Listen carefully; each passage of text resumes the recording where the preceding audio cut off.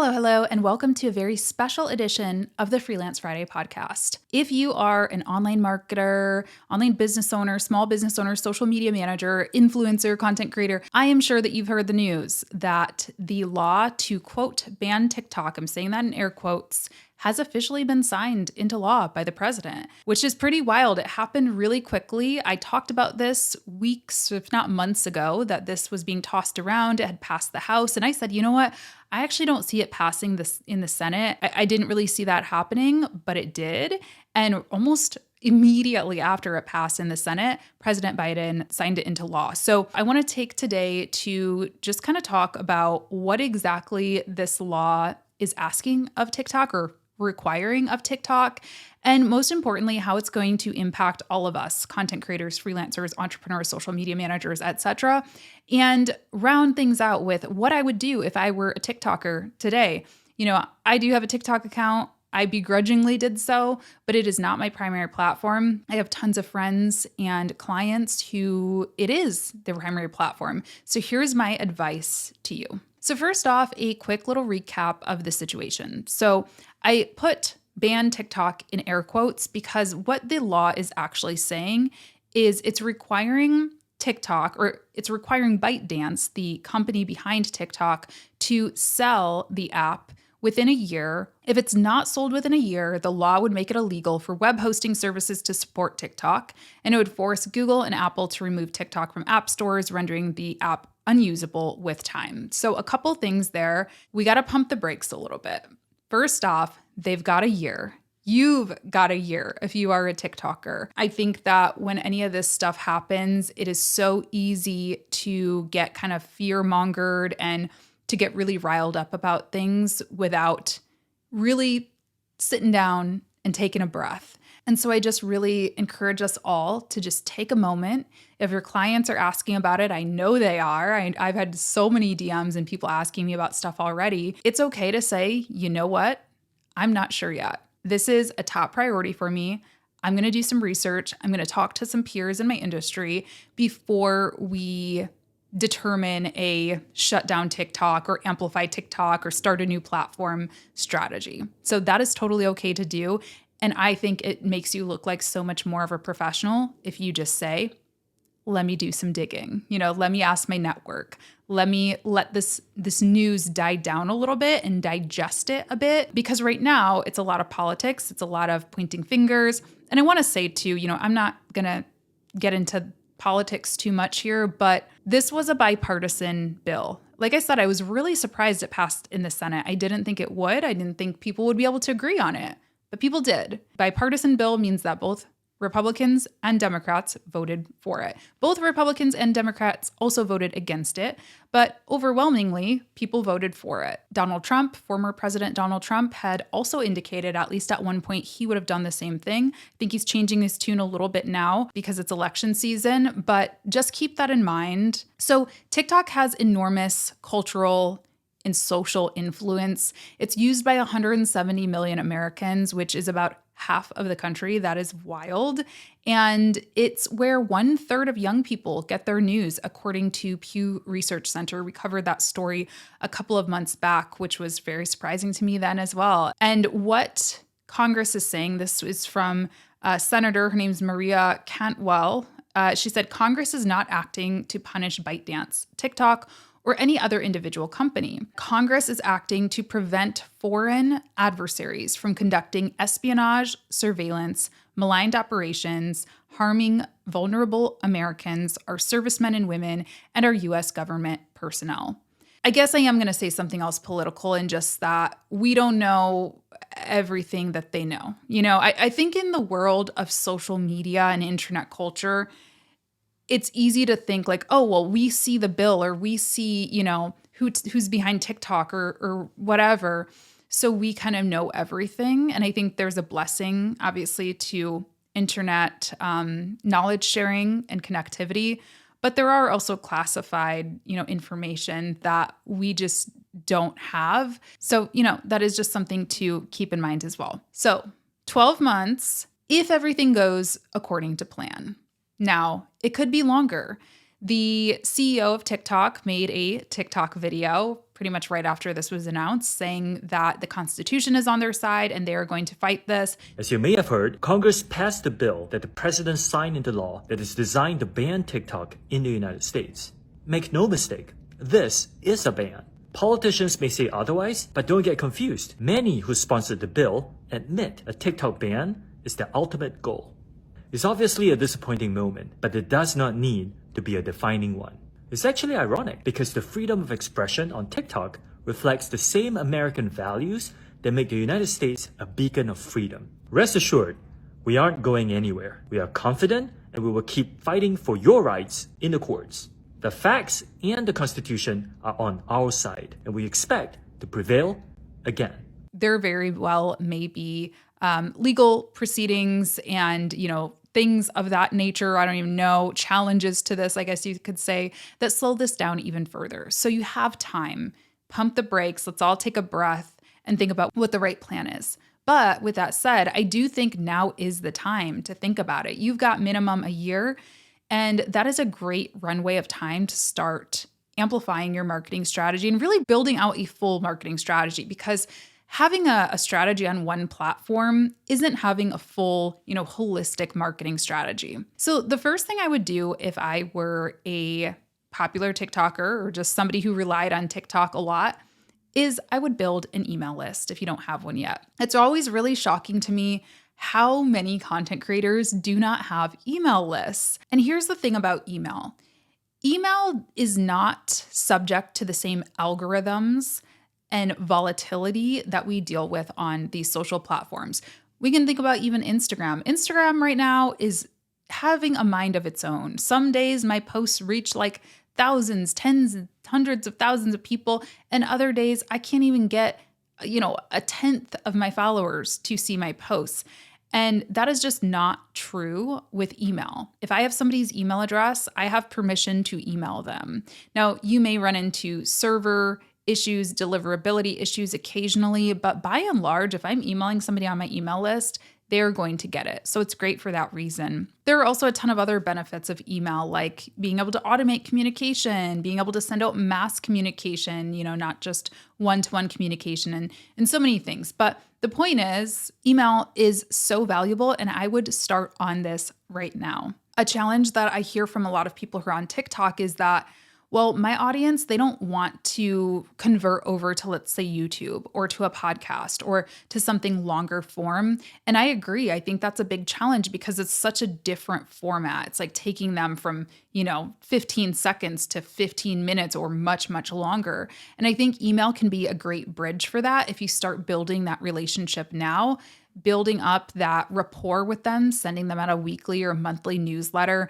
giving them a little peek behind the curtain, sharing more about who you are as a person or as a business. When it does come time to build out a longer form content strategy, if that's something that you want to do, it's going to be an easier sell to them. Now, I do have a class all about email marketing. It's called Email is for Everyone. I'm actually teaching the last live round of it this week here. But if you want more information about when it's coming back, it will be within the 1 year that TikTok may be sold or banned. I'll leave a link down in the show notes for you if you want to get on the wait list for the next version of it. I also have a free YouTube video that really pretty much walks down step by step my email marketing strategy. So I'll leave that down below for you as well. It's totally free. And the last link regarding email that I'll leave is my Flowdesk link. Flowdesk is my email marketing platform of choice. It has been so helpful to me at being on a consistent email newsletter schedule, at sending out really beautiful emails. You can even sell digital products through there. You can have landing pages through there. So I do have a link that'll give you 50% off your first year. And what I'll say about this is, there are a lot of tactics you can try, right? You can build out a lead magnet. You can host a free class, a free webinar. We talk about that a lot in the class, that my Email is for Everyone class, about different things you can do. But honestly, in this situation, I say that authenticity is really going to rise above any sales tactics or, strategies that you really come up with, because I think people are understanding of what's going on. And so I would just make a TikTok and say, hey guys, I don't want to lose touch with you just in case something does happen. I don't want to freak anyone out. I think we're probably good for now. But if you would like to make sure that you keep in touch, just head over to my profile and, get on my email list and just add that into your monthly messaging for the next 12 months, if you will. You don't need to do it every day or anything like that, but just putting it in the schedule, popping a lead magnet in, hosting a live class or whatever it is that you do, just so you are building up those emails over time so you're not left floundering. Okay, the next thing that I would do is repurpose my existing content. This pretty much goes without saying, and I think hopefully most people were doing this already. But if you're not yet, if you are strictly relying on TikTok to get your messaging out there, girlfriend, boyfriend, human being, what are you doing, my friend? YouTube Shorts, I have heard from many of the TikTokers in my life, is doing really well for them. So that is just an easy win. Just start a YouTube account if you don't have one yet and start repurposing your shorts onto YouTube. The strategy is pretty much the same. I think the demographics of TikTok and YouTube shorts in particular are quite similar. And so you should get it pretty easily. Of course, just remove that watermark if you're going to download straight from TikTok. You can use a website like there is a Snaptic, I know, is one that'll remove the watermark for you. That's pretty much what you'll need to know. Of course, if you were super reliant on trending music or audio, that might be a challenge for you. And so that's actually a sub point that I'm going to add in, which I've also spoke about months ago, is don't rely too much on that. Moving forward, keep posting your TikToks, keep doing what you're doing, but make sure that you are not being too reliant on TikTok specific features like visual elements, audio, things like that, because it's just going to make it a lot easier to not only repurpose onto other platforms, but also it's going to make it easier to recreate that experience on a different platform, right? If you are super reliant on like funny CapCut, the wild templates and stuff that they use, and if that's not allowed to be used anymore, you need to develop your own kind of editing style, your own visual and audio style. That's true to you, not reliant on a platform. Obviously, Instagram Reels, repurpose over to there, same thing. Instagram's been a little, doing its own thing lately. So I don't know how that's going to go for you. But something else that maybe you don't even think about, or we don't think about or talk about that often, depending on your industry, your niche, your personal brand, what you do, you might want to think about LinkedIn as well. I was actually just a guest on a podcast with Michelle J. Raymond, who is a LinkedIn expert. I'll link that down below. But she brought something up that was really interesting I had not heard about at all, is that LinkedIn is actually rumored to be, or maybe they're confirmed. I'll put a clip in. Now, recently, I've seen some posts going around on LinkedIn where there is a TikTok style feed. So think your For You page, and it's all about these short form 30, 60-second type videos. So basically on LinkedIn, there would be a dedicated feed just for these videos, is my understanding of how it works. That's what it ends up looking like in the finish. I'm not sure yet. But ultimately, a small group are testing short form videos on LinkedIn. Now, once upon a time, they tried stories, which they got from other platforms, and that crashed and burned. Do you think these short form TikTok style, Reel style, YouTube short style videos will fly on LinkedIn now? Now is a great time, if you don't have a LinkedIn profile, to create one, to start building connections, to start building up your profile. So when that feature does drop, you will be an early adopter to it. And you will be able to just dump all your repurposed TikToks and start building your brand over there. My last tip will probably not come as a surprise to anybody, but I think this is where we really think, we zoom out and we really think about that 12-month strategy.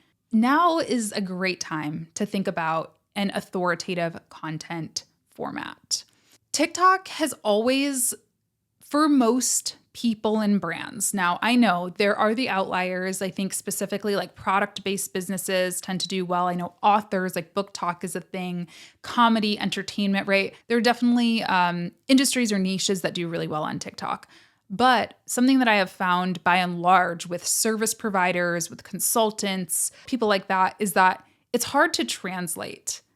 It's hard to translate TikTok following into dollars. That's certainly been my experience with it. I could get a lot of views on a video. I understood how to do it, but it didn't really move the needle in terms of website visits. Definitely not bookings, inquiries, sales, anything like that.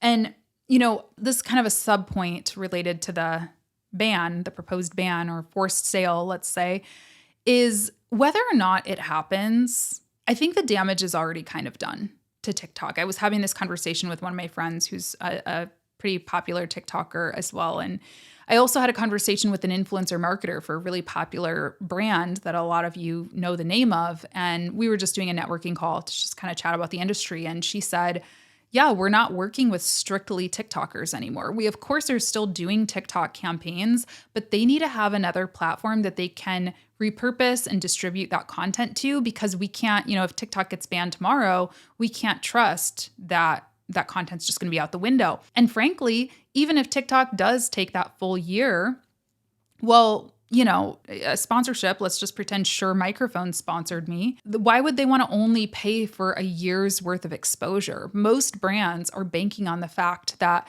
you're going to see this sponsorship for probably years or at least months to come. So I think in a lot of ways for creators, the damage has kind of been done. I'm not trying to be doomsday here, but I think it's time to work on something else in addition to TikTok, regardless. And for me, authoritative content is really the answer to both of those things. It's been the answer to why don't people convert from TikTok? Well, it's because they don't know you, They haven't built a relationship with me. They just watch to get the 5 social media tips or whatever that might be, or listen to the fun music, and then they're bouncing, they're out because they don't know who Latasha James is and they don't care to get to know her. And that they don't know me that, right? So podcasting, YouTubing, a newsletter, going off of the email tip, starting a blog, these are all formats that get people to stick around for a little while and get people to get to know you. They let people in a little bit more than a 15-second quick, funny, entertaining clip would do. So start thinking about which one. You don't have to do them all, definitely not to begin with. Think about which one makes the most sense for you. And what I would do is I would start weaving that in to my TikTok story. What I mean by that, let's say that you say, all right, I have a vegan account on TikTok where I do vegan recipes and vegan restaurant reviews and things like that. And I'm going to start a podcast, a video podcast about vegan stuff, vegan lifestyle, vegan whatever, vegan influencers, interviews, things of that nature. Well, start testing it out, start building that email list, letting people know, hey, I'm going to be launching this podcast soon. Make sure to sign up for my newsletter so you are the first to know. And then I would also start posting TikToks just like this, face to camera of me recording the podcast, or maybe of me showcasing the behind the scenes of starting the podcast. Hey, I'm picking up my microphone. Hey, I just got off an interview with this vegan handbag designer. Things like that. So it's sort of weaving in this content and making it a natural integration. So people are going to want to join that email list, get notified, listen, and they start to associate you with that before you even close the doors on your TikTok, if you have to at all. Because what I think is challenging is if TikTok just shuts down and you're used to doing, hey, come out to LA with me to review this vegan restaurant, TikTok gets banned, you lose access to a lot of your community, and then you pop up the next month with a completely different format of a podcast. It's going to be really jarring for people. They won't have associated you with that, and you're not going to have that kind of integration, if you will, that seamless integration. So I would start now. I would start teasing it now. I would start sharing behind the scenes now and just start thinking about what you want to do. And I've got a ton of resources specifically on podcasting, on YouTubing. I'm also coming out with a live podcasting course/challenge later, hopefully this summer. So stay tuned for that as well. But there's a lot of resources on my YouTube channel and podcast if you want to get started on any of those things. So those are the things that I would do if I were active on TikTok, if that was my primary platform. And that's the situation. That's where we're at now. Of course, I will be watching this closely and I'll be sharing any important updates. Like I said, I'm not going to be sharing a play-by-play because I think a lot of it gets really politicized and kind of knee-jerk reaction responses. So we're going to let it sit, let it marinate a little bit, but I absolutely will share any critical updates. Don't be afraid to tell your clients, I don't know the answer yet. It's totally okay. Or I'm going to think about it, or I'm going to ask around. And I really do want to say also, like, I do feel for you if you are a TikTok creator. I have been critical of TikTok before. That doesn't mean I'm critical of you. I absolutely am not. Like, yay, I'm so happy that people are potentially losing their platforms. But I think it's possible to recreate it and build it up. And that's why we're here. I just wanted to say that. All right. Thank you so much for being here. I appreciate you. We'll stay in touch about this topic. And as always, I love hearing from you. So if you want to send me a message on Instagram, let me know what you think. Leave me a comment on YouTube. We can make this kind of like a discussion board and share our opinions and thoughts and tips on this topic. And I will talk to you in my next episode. Bye.